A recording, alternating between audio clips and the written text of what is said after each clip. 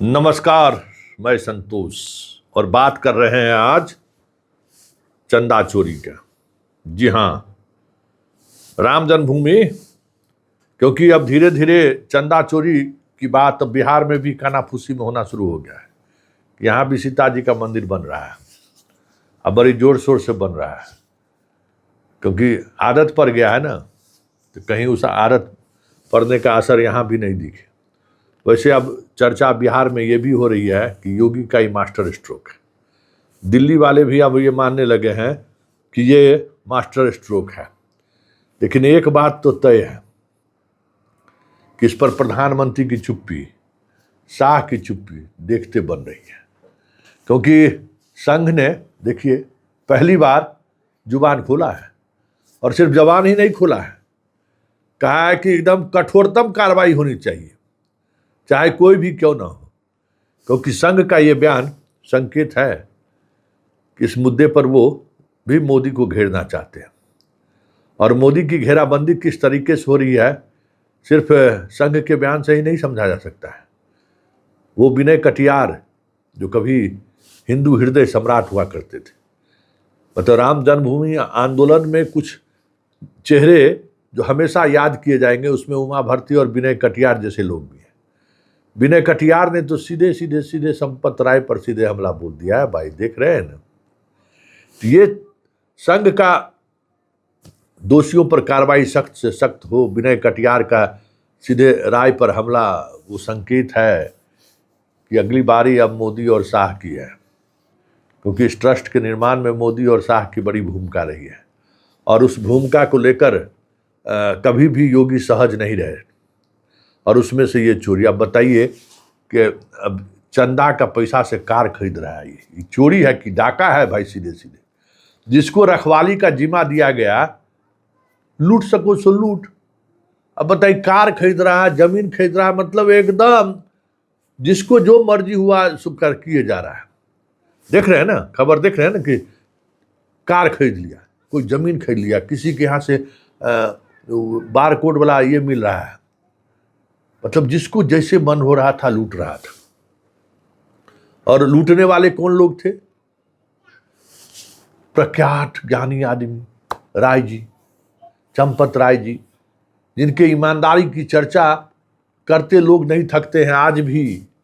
चंपत राय जी ऐसा कर ही नहीं सकते हैं, ऐसा वो राम भक्त हैं। मिश्रा जी ऐसा राम भक्त हैं कि वो कुछ कर ही नहीं सकते हैं भाई। फालतू में लोग उनको बरगला रहा है, जो उनको लोग फंसा रहा है। ये सारी बातें वही लोग कर रहे हैं जो कहीं न कहीं इस खेल में शामिल हैं। अब ये लोग कहने लगा है आप बहुत ईमानदार हैं, आप बहुत राम भक्त हैं, सब ठीक है, लेकिन चोरी तो हुई, डाका तो डाला गया, ये इसमें तो कोई शक नहीं है जिस तरीके से चीजें सामने आ रही हैं। और ताजुब की बात है कि सुप्रीम कोर्ट भी कहा कि ना हमने सुनेंगे अभी तुरंत। कौन सी पहाड़ टूटे जा रहा, आंधी तूफान आ गया क्या? अभी हम कोई हस्तक्षेप नहीं करेंगे। मतलब सुप्रीम कोर्ट भी आनंद लेने की मुद्रा में है। बाबू बड़ी काबिल बनते थे, हाँ, जुडिशियरी को उंगली पर नचाने का धुन सवार था। तो चलो, तो जबरदस्ती कोई थोड़ी कर सकता है कि आप सुनिए। कोई कहेगा कि सुनिए, तो हम सुन लिए, बाद में सुनेंगे। तब सुनेंगे जब एसआईटी का सब कुछ लोगों के सामने। अगर मान लीजिए सीबीआई का, सीबीआई क्या करेगी नहीं करेगी कोई ठीक है? सीबीआई किसका है? तो चुप है। गृह मंत्रालय के अंदर आता है सीबीआई, चुप है। जब आरोप अमित शाह और मोदी पर लग रहा है कि इन्होंने ही ये कमेटी बनाई थी और इस कमेटी वाले ने लूट लिया चंदा को, तो फिर सीबीआई क्यों? तो मतलब जैसे संघ अपना संकेत छोड़ दिया कि भाई बक्से नहीं जाए, चाहे जो भी हो, जितना भी बड़ा व्यक्ति हो। जिस तरीके से विश्व हिंदू परिषद के बड़े नेता विनय कटियार, मौका मिला नहीं, चंपत राय पर हमला बोल दिया। और अब सुप्रीम कोर्ट का ये तीनों संयोग नहीं है, लगता है जैसे एक बड़े पॉलिटिक्स का प्रयोग है। और ये प्रयोग मोदी और शाह के लिए आने वाले समय में मुश्किलें खड़ी कर दे तो कोई बड़ी बात नहीं होगी। क्योंकि चंपत राय और मिश्रा जी पर शिकंजा तो कसा है, कब तक आप उनको बचाते रहेंगे? क्योंकि सब कुछ तो नहीं दोनों के हाथों में था, सारी रखवाली की जिम्मेवारी तो नहीं दोनों को था, लेकिन दोनों चाहते हैं श्रीमान का, दोनों के दोनों चाहते हैं श्रीमान का। आखिर उस चाहत पर कब तक पुलिस एसआईटी ब्रेक लगा कर रखी गया? वकील वहां बगावत है, वकील अब सीबीआई जांच की मांग क्यों कर रहा है पता नहीं।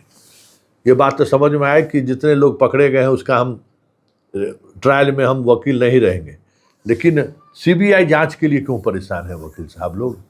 क्योंकि सीबीआई की जांच मतलब उन्हीं पर आप कह रहे हैं जिन पर कहीं ना अप्रत्यक्ष रूप से कुछ न कुछ बातें सामने आ रही है। खैर सवाल वो नहीं है, सवाल ये है कि संघ का आधिकारिक बयान, हसबोले जी का आधिकारिक बयान बहुत बड़ा संकेत है कि कोई बख्शे नहीं जाए। संघ पर कई गंभीर आरोप लगे थे, चंपत राय संघ के काफी करीबी रहे हैं, मिश्रा जी भी काफी करीबी रहे हैं, जितने नाम आप देख रहे हैं वो संघ के करीबी रहे। वो भले बाद में सारे के सारे मोदी के करीबी हो गए और मोदी के लिए काम करना शुरू कर दिया। ये जो ट्रस्ट है वो पीएमओ के द्वारा बनाया गया है, ये लगातार ऐसी खबरें भी आ रही हैं। तो कहीं न कहीं बात जैसे जैसे आगे बढ़ रही है, एसआईटी का जांच जैसे जैसे आगे बढ़ रहा है, मुश्किलें तो खड़ी हो रही है। और लोग कहने लगे हैं कि ठाकुर योगी सिंह पॉलिटिक्स भी करते हैं, पॉलिटिक्स भी समझ रखते हैं। ऐसा पॉलिटिक्स उन्होंने खेला है कि विधानसभा चुनाव से पहले केंद्र के दोनों बड़े चेहरे पर इस तरीके से नकेल कसा है कि टिकट वितरण से लेकर बाकी चीज़ों में जो वो दबाव बनाते थे ना, वो दबाव बनाते दिखना तो दूर की बात हो, पूरी तौर पर योगी को फ्री हैंड दे दें तो ये भी कोई बड़ी बात नहीं होगी, क्योंकि फांस यहाँ तक पहुँचाई है। चंपत राय मतलब वो चेहरा जिस चेहरे पर बार बार दाव लगाया गया है, वो चेहरा जिसको लेकर बार बार कहा गया कि भाई इनके समर्पण पर सवाल पैदा ही नहीं होता है, इनके कृत्य को कैसे आप आईना दिखा सकते, क्या क्या बातें नहीं हुई। खैर सवाल वो सब नहीं है, सवाल ये है कि कुछ भी हो जैसा भी हो, राम जन्मभूमि के नाम पर बीजेपी सत्ता में आई, राम जन्मभूमि के ट्रस्टी के द्वारा उनके चढ़ावे की चोरी उनके सत्ता से बेदखली की वजह बन जाए तो कोई बड़ी बात नहीं होगी, क्योंकि ये बात थमती दिख नहीं रही है। जितनी तेजी से ये आगे बढ़ रही है, यहाँ इसका आज कब दिल्ली पहुंच जाए कहना मुश्किल है। तो ये तय मानिए कि योगी के इस मास्टर स्ट्रोक से संघ, बीजेपी, तमाम संगठन, अनुसांगिक संगठन के कान खड़े हो गए हैं।